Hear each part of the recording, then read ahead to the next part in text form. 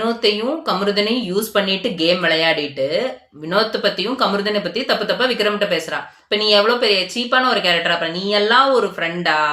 First ஒரு ஃப்ரெண்ட்ஷிப்புக்கு உனக்கு மரியாதைனா என்னன்னு தெரியுமா? ஃப்ரெண்ட்ஸ்னு ஒரு டேக் வச்சிருக்கியா, அது என்ன டேக்? ஃபர்ஸ்ட் எனக்கு ஒண்ணுமே புரியல.